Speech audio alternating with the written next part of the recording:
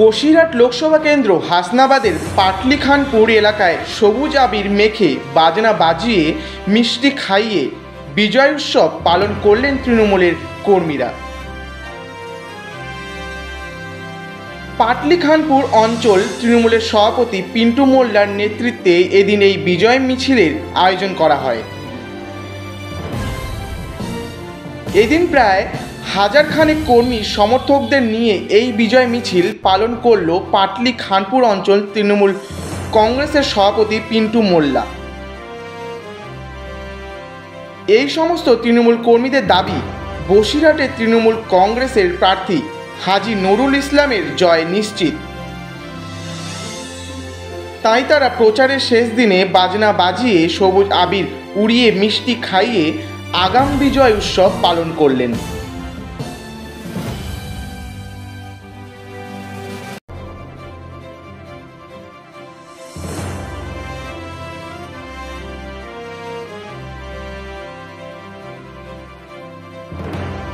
Already জিতে গেছি।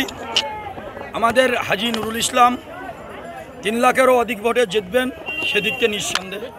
আমরা পশ্চিমবাংলায় 42 আসন পাব, এটাও কোনো সন্দেহ নেই। আমরা ইন্ডিয়ান জোটকে শক্তিশালী করার জন্য আমাদের দিদি মানবিক মুখ্যমন্ত্রী মমতা ব্যানার্জির নেতৃত্বে আমরা উত্তর 24 পরগনা জেলা বসিরহাট লোকসভার মানুষ, Hasnabad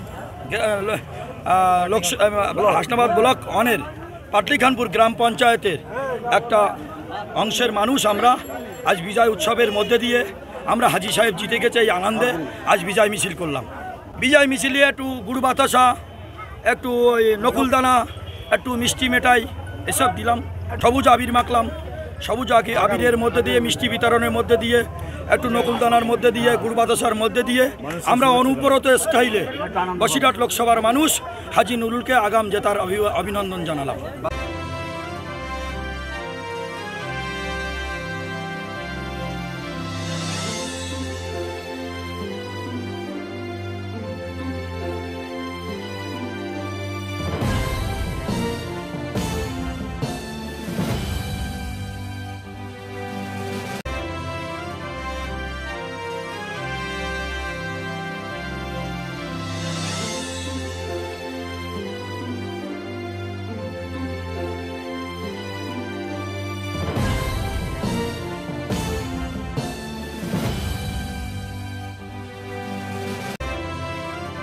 bureau report, royal Bangla TV.